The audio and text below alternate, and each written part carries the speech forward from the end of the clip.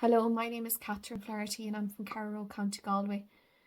I lost my sister Delia on the 1st of July 2011. She was 33 years old. She was a beautiful daughter, sister, best friend and partner.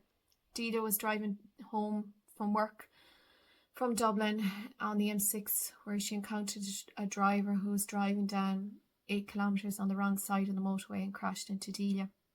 That driver was a drunk driver. Delia died 3 days later as a result of a severe head injury. I will never forget that day when we got the guards to the door, and it's a haunting experience you will never forget. And even when the guards came to the door, I didn't think anything of it, to be honest, at the time, because I honestly thought maybe I went a bit too fast down the road and maybe that's why the guards came to the door. But when he mentioned Delia's name, everything went blank and everything went into adrenaline rush. I remember panicking and worrying but what to say to my mother, because my mother was in America at the time because her brother was dying with cancer. And I remember remembering that we needed to get to the hospital as quickly as we can. We got into the car, left from Connemara all the way up to Tullamore, and I remember still seeing the cars on the motorway that night.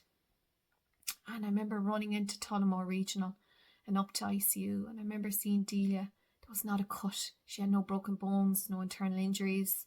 She looked perfect. And even her brain scans were normal that day. Unfortunately, the next day, the brain scan had showed a swelling in her brain and she needed to be urgently brought to Tullamore or up to Beaumont. And Delia died as a result of severe head injury.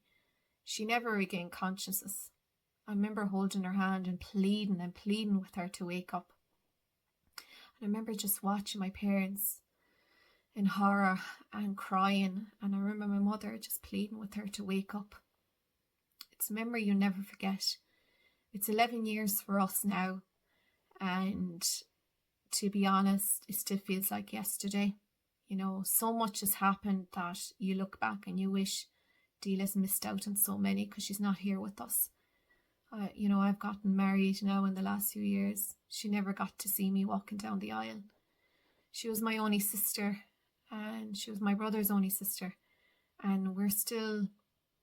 It's difficult to talk about her, because, and we do try to talk about her all the time, but it's difficult to talk about it because it's a pain you never recover from.